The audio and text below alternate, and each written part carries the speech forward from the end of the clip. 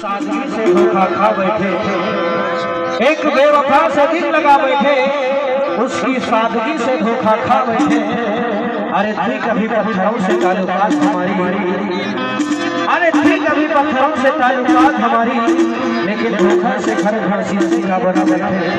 लेकिन कमर बड़ मैं बैठो अबे तो वही, अरे तेले भेटे मर को लगे थे वजान था।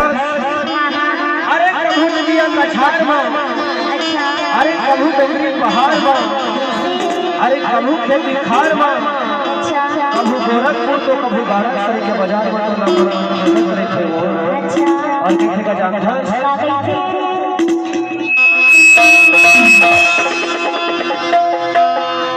तोरे सुनता मगोरी